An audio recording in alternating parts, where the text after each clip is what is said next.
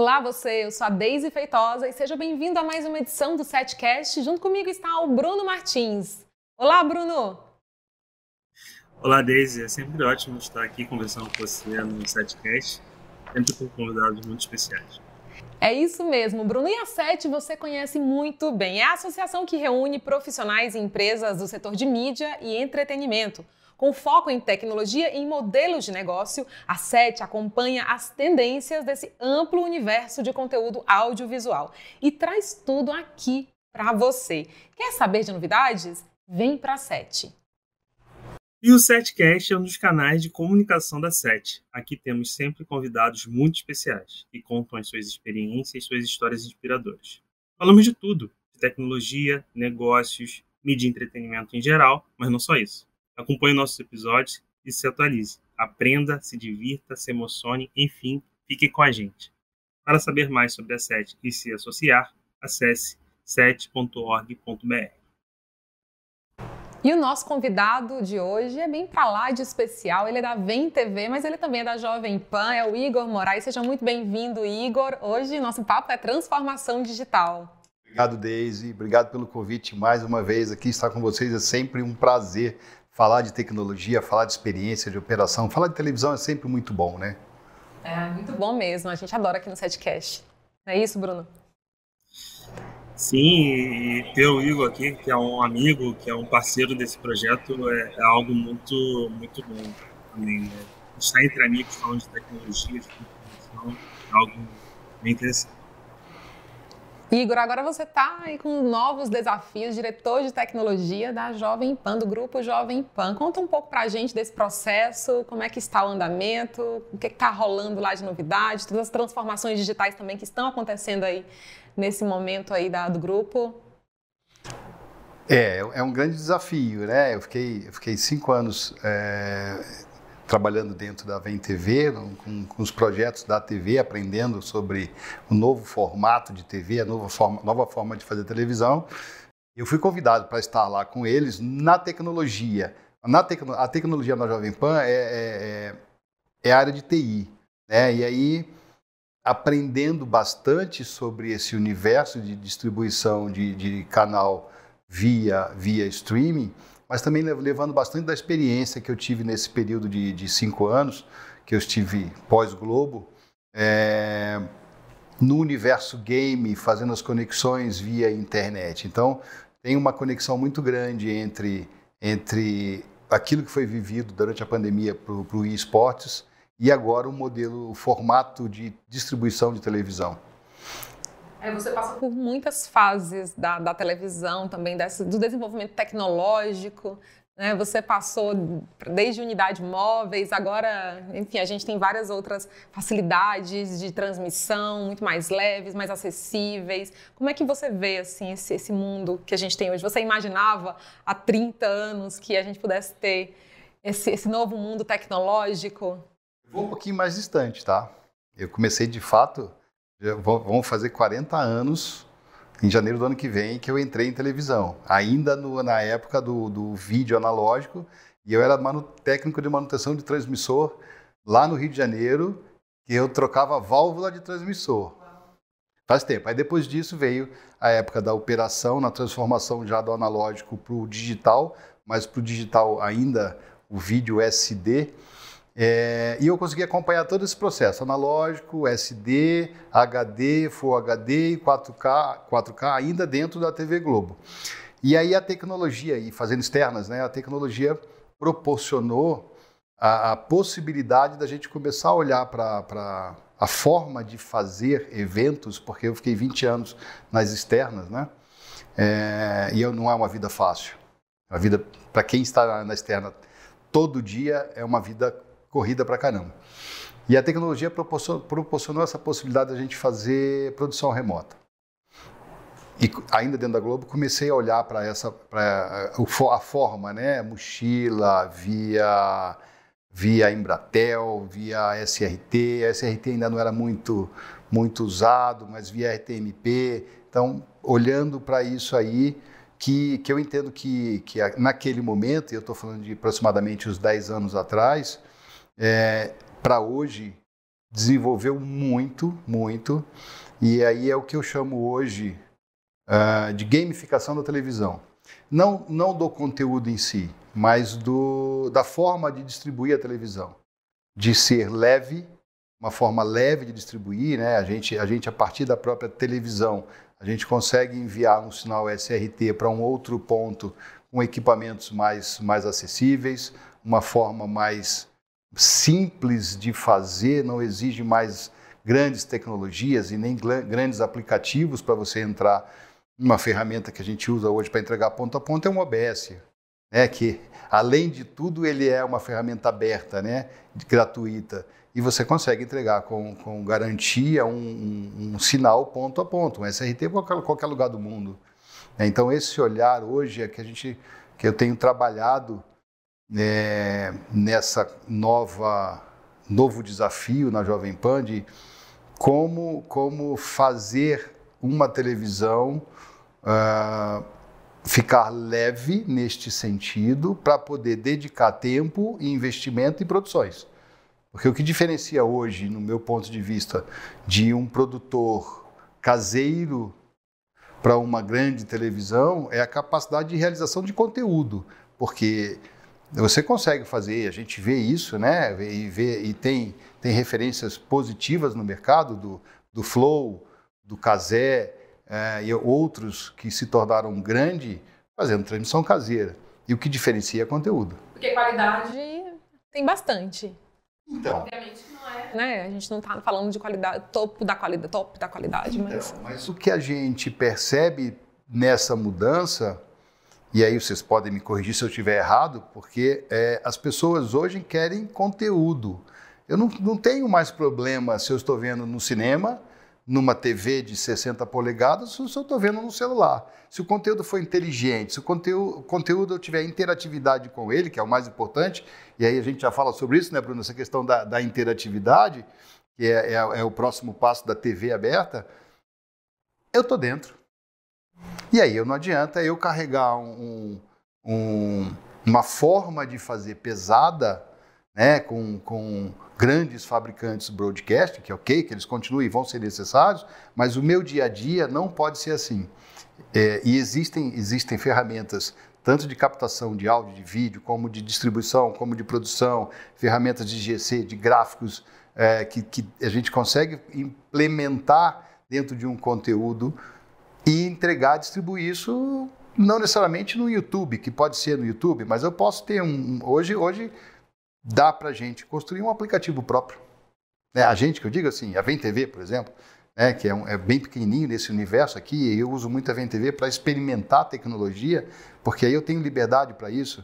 Meus compromissos comerciais não são tão pesados, infelizmente, mas ok, eu posso experimentar, eu posso correr risco. Como eu corri risco agora no Carnaval, porque né, eu tinha um diretor que eu carrego a frase dele, né? Não tem preço caro para preço combinado. José Manuel, que nos ouça, mas essa frase dele a gente carrega sempre, né, Bruno?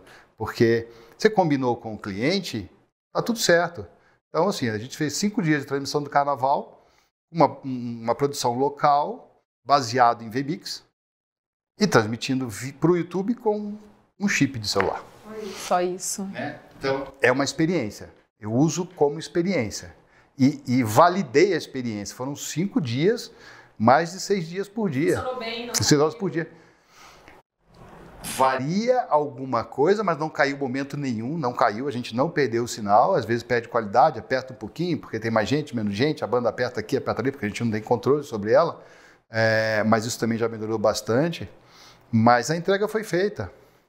Quem está em casa vendo no celular ou numa TV de 30, 40, 50 polegadas, ficou satisfeito, porque viu a sua escola do coração do bairro numa transmissão. Que bacana. Isso é inclusivo também, certo? Sim. Isso é inclusivo. Então, é isso, né? Estar hoje, eu continuo com a VemTV, né? E como eu falei, não tem preço caro para preço combinado, isso foi entendido. A VemTV é minha ferramenta de experiência e sim, a expectativa de crescimento sempre, mas experimentando tecnologias E de que forma tudo isso que eu tenho de experiência nesse sentido a gente consegue conectar no grupo Jovem Pan na questão de distribuição e de conexões, né? Porque o grupo Jovem Pan ele é grande no sentido de distribuição. TV fechada está também no FAST, nos canais FAST. E aí essas conexões, como a gente faz isso? E você vê que é uma televisão que nasceu tem pouco tempo, né? Enquanto televisão, a rádio tem perto de 100 anos, mas a TV nasceu há pouco tempo. E a gente ainda discute bastante a forma de distribuição, porque carrega-se ainda a distribuição via satélite, que ok, é segura, né? É um ponto só, mas ela tem restrição de área, né? Não chega para todos, como a internet permite.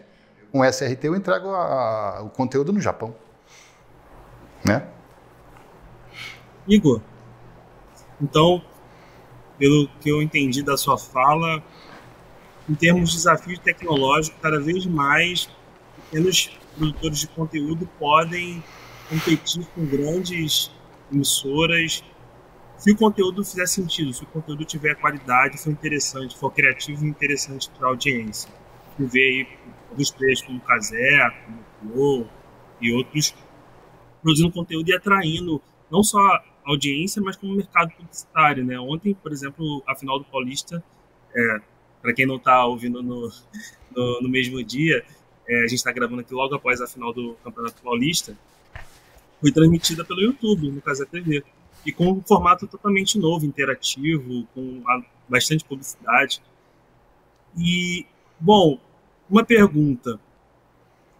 Entendendo que a tecnologia não é o desafio, a gente, como você falou, temos várias ferramentas que hoje possibilitam que a gente consiga transformar a transmissão do conteúdo cada vez mais leve. Você acha que o desafio está no mindset dentro das empresas tradicionais, de mudar essa mentalidade? Como você vê isso? Um dos desafios é esse, né?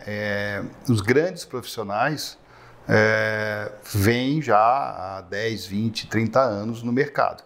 Então, assim, é difícil realmente desconectar daquele modelo que a gente tem segurança. E aí é onde eu coloco a minha fala aqui, que a Vem TV eu uso como experiência, porque eu posso arriscar, mas a grande maioria não pode arriscar.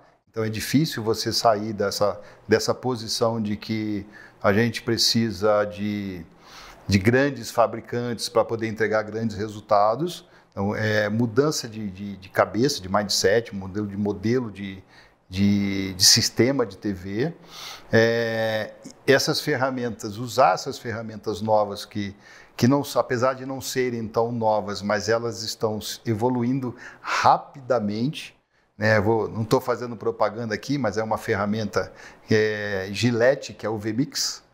Fazendo a comparação no comercial Gillette, o VMix é uma Gillette. Você com uma máquina, com um VMix, você tem uma capacidade de produção fenomenal, né? Então, assim, ela existe e ela está aqui.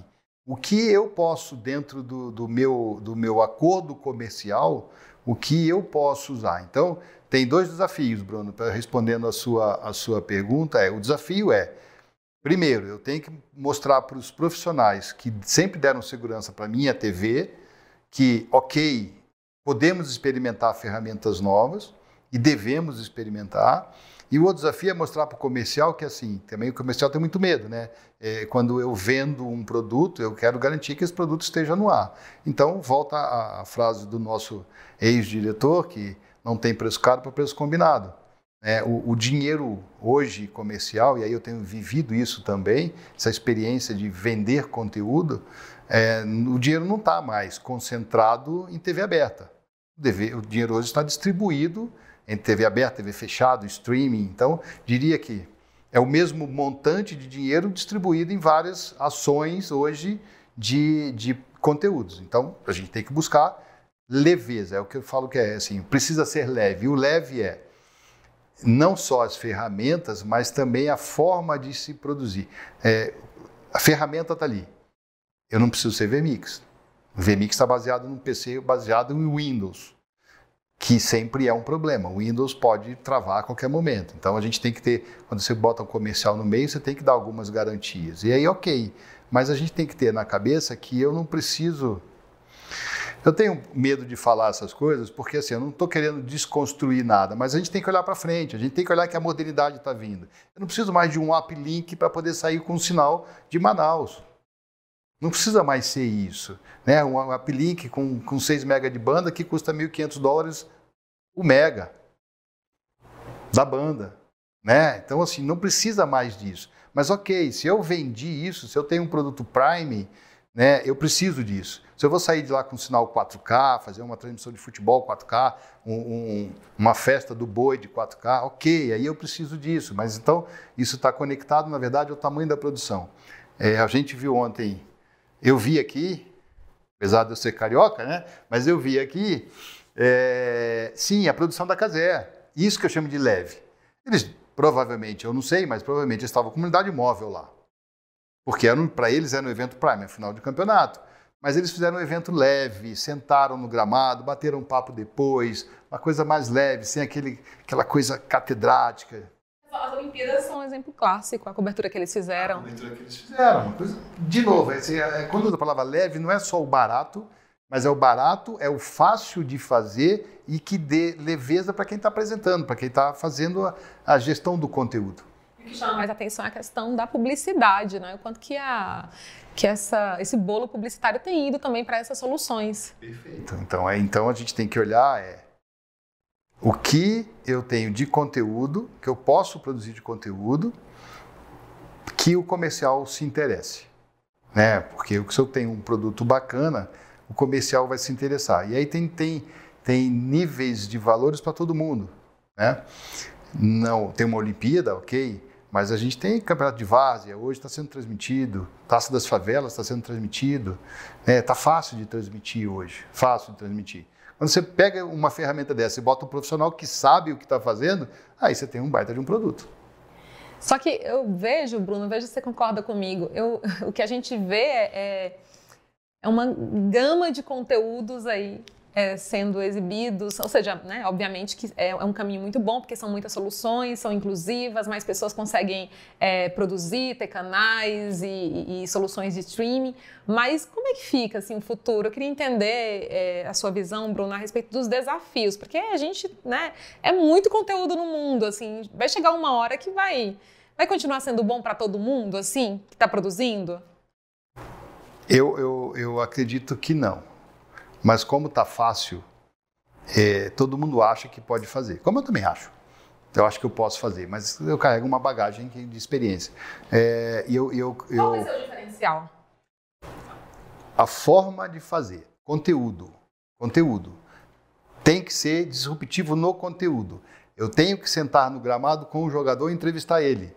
Eu não posso mais estar de terno no jogo da seleção. Assim, o povo quer ver isso. Esse é o meu ponto de vista. Essa desconstrução dessa linguagem, dessa estética que a gente já da estética, pronto. No jornalismo. É isso. Que ok, foi, né? O mundo é cíclico, né? Começou, vamos fazer com o que temos. Depois o negócio foi evoluindo e foi ficando mais bonito de se ver.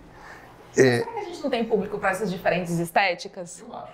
Tenho certeza disso. E é onde eu tomo cuidado para eu não entrar e aí levar o meu canal também para qualquer coisa, né? Eu vou dar um exemplo aqui. Ontem eu tive uma reunião com um menino que tem um baita conteúdo de futebol de sub-7, sub-7 a sub-20. E eu gosto desse conteúdo porque tudo que dá visibilidade e oportunidade para jovens, eu gosto de estar junto. Só que ele tem um modelo de negócio em que ele consegue fazer uma transmissão com uma câmera. Ele só consegue fazer aquilo porque ele só tem dinheiro para aquilo. Quando a gente olha para o tamanho do evento dele, fala assim, cara, não dá para ser assim. Tem que fazer um negócio melhor, esteticamente, com gráficos com replay, com 2, 3 câmeras, para você mostrar mais conteúdo. E aí não cabe a VTV lá dentro.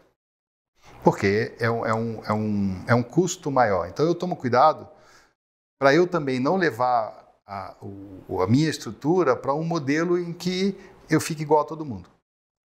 Acho que nesse tópico a gente poderia acrescentar também, Bruno, se você concorda, o storytelling, né? A maneira de você contar histórias. Acho que também se conecta a essa ideia também dessas estéticas mais disruptivas, mais desconstruídas, mas a forma de contar essa história ainda é bastante poderosa. Para mim é o diferencial, porque a ferramenta tem para todo mundo, tá? Para todo mundo. O que eu tenho de história para contar e como eu conto ela. É o que faz diferença. De novo, volta para a Flow, volta para o Cazé. O Cazé apareceu fazendo react de futebol. Ele era engraçado, divertido, brincalhão, não tinha problema de falar o que ele falava e todo mundo gostava de estar junto. Pronto. Dali cresceu, chegou onde chegou.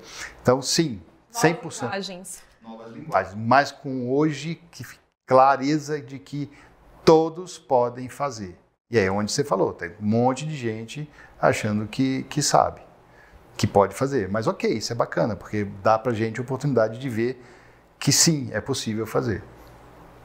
E, bom, contribuindo um pouco nessa discussão, eu vejo que a internet, mais especificamente o YouTube, mas não somente o YouTube, a Twitch e outros veículos de internet, eles trouxeram essa possibilidade de experimentação muito forte para produção de mídia, né? É um ambiente quase darwiniano ali, de seleção natural, né? Então a gente tem muita gente testando coisas novas, formatos novos, o que era muito caro de se fazer na TV.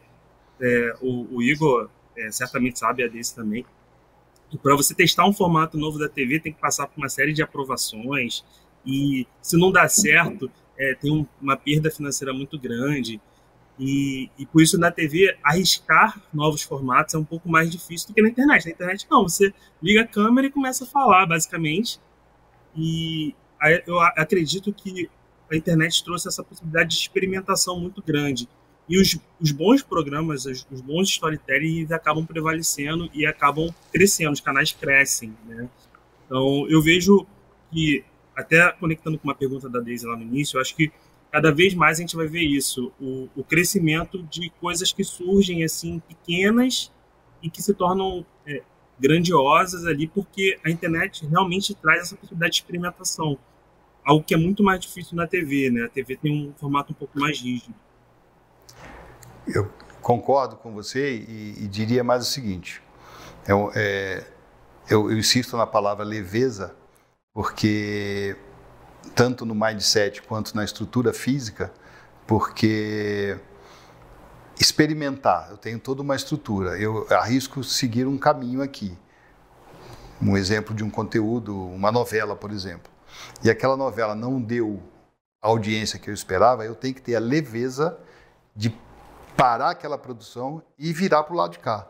Isso hoje, e a gente que é mais antigo, falo com convicção, hoje é obrigação ser leve para fazer essa virada.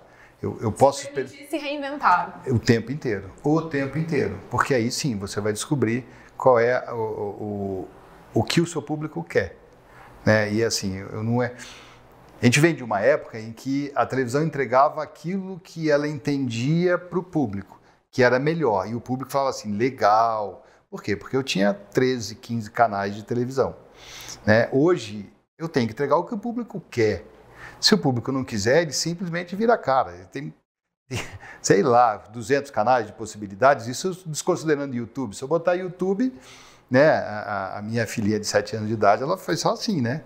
E vai arrastando, vai pegando e vai arrastando. Então, assim, não me interessa, opa, isso é legal, não me interessa. A mesma coisa vale para a televisão. Então, esse para mim é o grande desafio, que é até a conexão da tecnologia com essa possibilidade de realização. É conectar essa capacidade de produção com a qualidade da produção. Bruno, Igor, acho que todas essas conversas, esse bate-papo da gente também me fez lembrar que grandes grupos de comunicação agora têm sua própria televisão, seu próprio canal de televisão, a TV Folha, o Grupo Exame também tem, enfim, tantos outros veículos de comunicação que antes funcionavam só no analógico, ou mesmo no impresso, ou no digital, por meio de portais, agora tem sua TV, seu canal. E aí eu fiquei pensando também aqui no rádio, que o rádio ele sempre historicamente gerou encantamento no público, esteve no imaginário dos locutores de rádio, os apresentadores no imaginário das pessoas que imaginavam como é que seria a figura daquele apresentador por meio daquela voz tão apaixonante, envolvente, e agora, de certa maneira, o rádio também transmite, ele tem seu streaming ao vivo à medida que as produções acontecem. Eu queria saber, na sua opinião, assim, também, se a gente não está tirando alguns encantamentos também do público, se a gente não está entregando também muito aí, se é bom ou ruim perder essa magia. É uma opinião. Primeiro eu vou falar tecnicamente o que eu tenho visto, né? Voltando para o grupo Jovem Pan,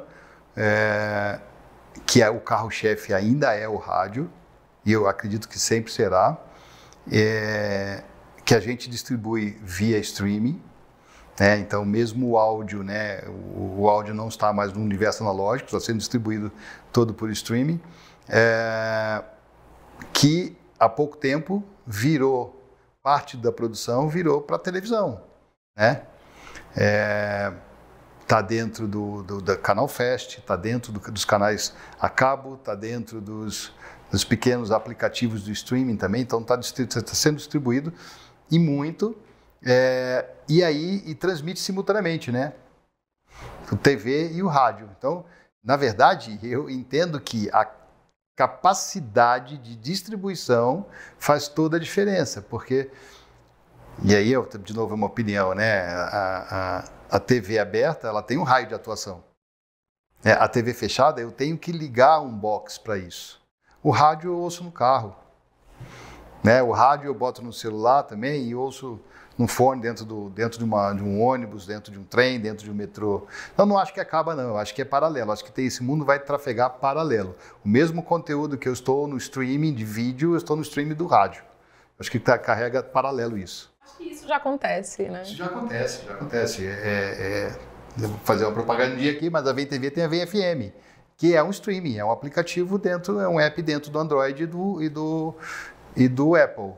Então, assim, a mesma programação que vai para o YouTube, que vai para o streaming, vai para a rádio. E aí, quem não pode ver, ouve.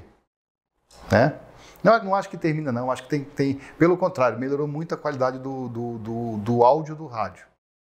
Acho que o meu ponto não era nem muito sobre terminar, porque eu acho que isso realmente é um mito. Acho que as tecnologias, elas se complementam, elas se agregam, enfim, a gente fala tem dois autores chamados Budder e Grosin, que eles falam de remediação das tecnologias, uma inspira a outra. Eu acho que é nesse mundo que a gente vive hoje de extrema convergência digital. Mas eu falei de um ponto que eu acho que é importantíssimo, que é essa expansão das maneiras de se comunicar com o seu público. Então, agora também os veículos tradicionais podem se comunicar através de outras linguagens, mas fiquei pensando aqui em toda a magia do rádio também, como que, de certa maneira, essa linguagem pode ser quebrada, de repente esse efeito, né? Mas como você falou, aquelas pessoas que de repente elas preferem escutar, elas vão continuar somente escutando enquanto estão dirigindo ou enfim. Preferência por necessidade, né?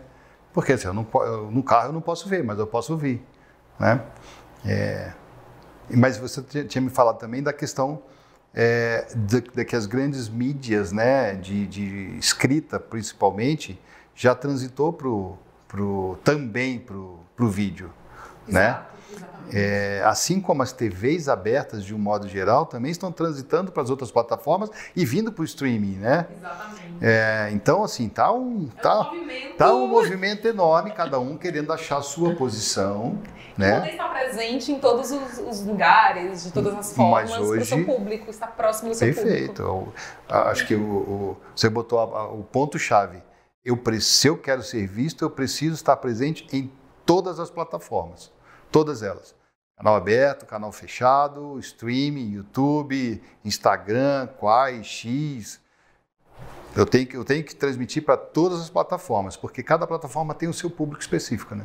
Isso me lembrou as pesquisas, viu, Bruno, do Eugênio Butti, que ele fala sobre o preço do olhar e o quanto que o olhar é disputado nesse ambiente de comunicação de novas tecnologias, ainda mais agora, nesse momento que a gente está vivendo. Então, é uma disputa realmente selvagem pelo olhar da gente, pela atenção, né? A economia da atenção que a gente chama, a infodemia, muitas informações aí acumuladas. Então, o espaço de curadoria aí precisa existir, né, Bruno? Sim, e vocês falaram de convergência, é muito interessante. Eu, como consumidor de mídia, eu vejo que Por exemplo, eu ouço bastante a Band News, e a Band News está no YouTube. E eu ouço pelo YouTube, vendo o vídeo lá, vendo os apresentadores.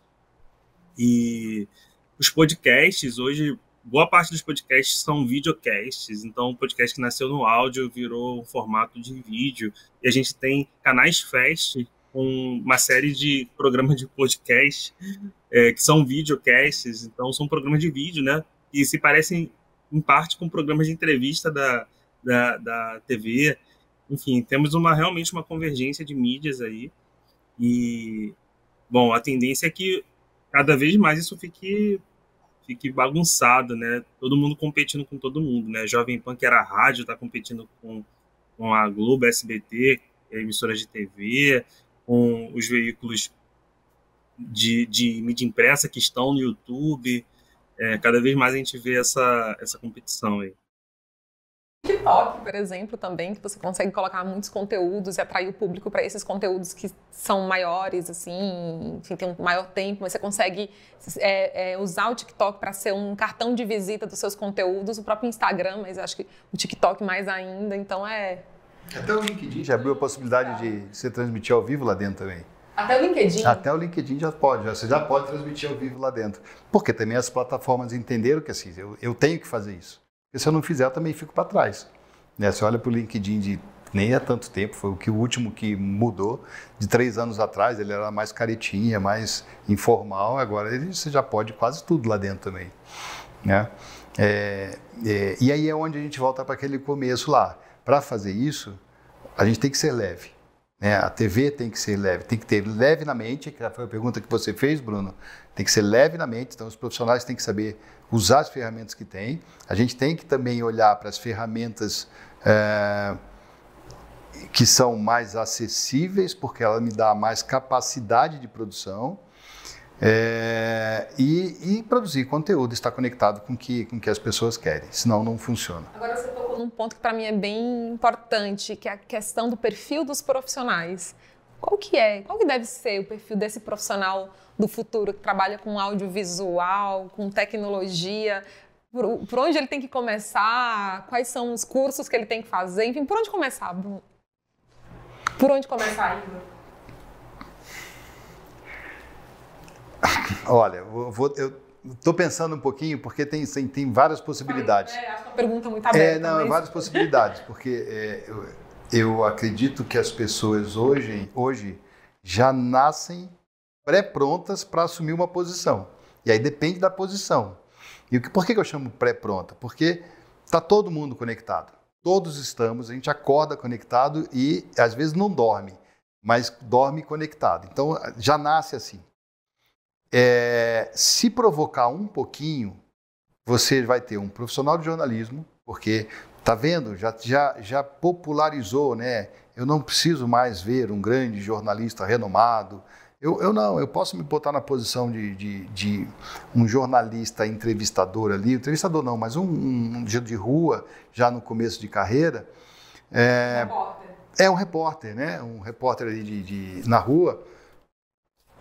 Porque eu trago uma bagagem de vivência disso. Eu vi isso, né? Eu não vivi, mas eu vi isso. Mas todo dia eu entro no computador, vou lá, mexo Excel, mexo Word, e-mail e tudo mais. Então, o VMix é uma ferramenta amigável. Ela é amigável. Então, você não precisa ter uma grande formação, né? Ela é amigável. Você vendo o que é produzido, você, caramba, mas eu posso fazer isso, vai, pronto, é amigável. Que profissional que é esse para mexer no VMix? Eu não sei dizer qual profissional. Ele tem que ter TI? Tem que ter ciência da computação? Tem que ter engenharia? Não sei, o Bruno me ajuda, eu não consigo. Agora tudo ficou tudo junto e misturado. Porque... Uma nova profissão que possa agregar todas essas funcionalidades, essas possibilidades de trabalho. Profissional do audiovisual. Isso, eu, profissional do audiovisual, sim, tem que ter uma formação por uma questão de entender o mundo. Mas entender a ferramenta, né? Minha filha de 15 anos me ajuda de vez em quando a fazer replay de box. vai lá, pega o VMix, ensinei para ela. E ela, como ela é do viés artístico, ela já tem aquela, ela consegue perceber o momento do movimento, ela marca entrada, marca saída e dá play em slow. VMix, 3 teclas você faz isso. Eu estive na China recentemente, uma das coisas que me chamou a atenção é que eu estive lá no congresso na Universidade de Comunicação da China, lá em Pequim, e a faculdade de engenharia fica dentro da Universidade de Comunicação da China. Então, por que engenharia de telecomunicações? Você lida com pura engenharia no audiovisual? Se a gente for pegar um profissional de engenharia, que é o meu caso, o caso do Bruno, que vai trabalhar em televisão, a gente vai num outro ambiente desse movimento. A gente vai num ambiente hardware, um ambiente de construir, de melhorar o software, dar soluções, melhorar as soluções, pensar em soluções, mas não mais na operação dos softwares, dos aplicativos, das ferramentas. Aí sim, faz todo sentido você pegar o profissional de engenharia e botar dentro de uma universidade de comunicação, como também faz sentido você botar dentro de uma de medicina também, né? Porque assim, qual é a necessidade daquele profissional que eu posso desenvolver uma ferramenta facilitadora? Telemedicina, por exemplo. Telemedicina, né? O robozinho, operação robô, né? A gente vê hoje no Jornal Nacional, e aí Bruno, de novo, me corrige, eu estava lá ainda, mas aquele braço que faz o movimento do Jornal Nacional era um braço que veio, robótico, que veio da indústria automotiva, não é isso, Bruno? A ideia veio disso, né? Eu vou verificar aqui e te falo, mas... Para não falar, você não pode. Eu posso falar porque eu não estou mais dentro, então assim, mas eu me lembro assim, mas pelo menos a ideia veio de lá. Não sei se a máquina veio, mas a ideia veio, porque é aquele braço que faz 360 graus. E aí você pega uma ferramenta de uma área e você bota numa outra área. É pura indústria 4.0 isso. 100%, né? Então, eu enxergo assim, a pergunta qual é o profissional que se enquadra hoje? Putz, entra e descobre. Se for para manutenção, para construção, para desenvolvimento, aí sim você tem que ter uma formação específica. Mas se for para fazer acontecer o audiovisual, as ferramentas são muito amigáveis hoje, muito amigáveis. E para você, Bruno? Contribuindo, eu concordo com o Igor. Acho que tem áreas realmente que as hard skills ali são mais necessárias, pelo menos no primeiro momento. A gente sabe que isso está mudando muito rápido, né? E eu acredito que todos os profissionais hoje, a gente precisa ter essa capacidade, essa flexibilidade cognitiva, né? De desaprender e aprender novamente e estar aberto para o novo, para aprender coisas novas. Porque algo, por exemplo, que era feito com uma ferramenta talvez muito sofisticada e que só poucos profissionais sabiam no passado, em pouco tempo pode ser substituído por uma ferramenta baseada em inteligência artificial, por exemplo, e que outras pessoas poderão fazer aquele trabalho, inclusive coisas como que a gente achava que eram difíceis de ser substituídas, como, por exemplo, o trabalho de desenvolvimento de software. No passado, se falava que era a profissão do futuro, e até hoje realmente é uma das profissões mais procuradas pelas empresas, existe carência no mercado, só que a inteligência artificial traz um novo paradigma que muitas ferramentas de inteligência artificial conseguem entregar software. Claro que ainda não com a mesma qualidade que um programador com formação, mas está evoluindo, né? E muitos acreditam, inclusive o Mark Zuckerberg já disse isso, que no futuro muitos desenvolvedores serão substituídos por ferramentas de inteligência artificial. Então eu vejo que o profissional precisa ter a capacidade de aprender e desaprender, porque o mundo está mudando muito rápido. Então, daqui a 5 anos as ferramentas vão ser totalmente diferentes, as ferramentas de hoje vão estar obsoletas, enfim. Do futuro ele precisa ter um pouco desse mix de comunicação, engenharia e desenvolvimento, isso aí. Né? Enfim, tecnologia. Né? Tecnologia de um modo geral. A gente chama de tecnologia hoje é tudo isso, né? Abrange tudo isso, não é mais só TI. Inteligência artificial. Então, acho que é isso. Acho que, por enquanto, temos os cursos de engenharia, para quem quer começar, dos nossos ouvintes ou público que está nos assistindo. Os cursos que a gente tem em rádio e televisão hoje, cursos de cinema, né, cursos que estão aqui na área do audiovisual, jornalismo, engenharia também é um curso que você, né, consegue atuar no nosso ramo, no nosso setor, design, né? Um dos grandes diferenciais é o design gráfico, porque esse muda o conteúdo, né? Dando um exemplo aqui do Big Brother, que era um formato físico e agora é um formato 100% inteligência artificial ali, né? É um virtual que dá um movimento, dá outra cara para o programa. É o mesmo apresentador, é o mesmo conteúdo, porque é um reality de relacionamento, mas quando você abre ali a tela e você vê o apresentador num ambiente em que tem um monte de bonequinho se mexendo e tal, sobre uma realidade aumentada, aí muda o conteúdo, aí me interessa ver. É aquilo que a gente falou. O que difere hoje dessa gama de conteúdo que está espalhado? O que me chama a atenção? E aí é onde um profissional, você pergunta de profissional, você quer uma dica? Vai ser um criador digital, vamos chamar assim, né? Ele vai criar essas artes diferenciadas, porque isso é o que vai fazer diferença no conteúdo. Eu nem vou falar, né, a partir da nossa conversa, por exemplo, em possibilidades que podem ser oriundas do metaverso, né? Que sabe o que a gente pode combinar lá dentro do metaverso com todas essas possibilidades tecnológicas e convergência. Há quem diga que o metaverso ainda está por vir aí firme e forte. A gente deixou de falar do metaverso ultimamente, está falando pouco, mas há quem diga que o futuro ao metaverso pertence. Tem um mundo em paralelo ali, né? O que você acha, Bruno? É isso. O que fica da nossa conversa é leveza, capacidade de adaptação no mundo em movimento, que está se mudando a cada momento. E, bom, cada vez mais focar ali no conteúdo, na qualidade do conteúdo, né? Porque as formas de distribuição cada vez são mais acessíveis para a maior parte dos players que estão aí, né?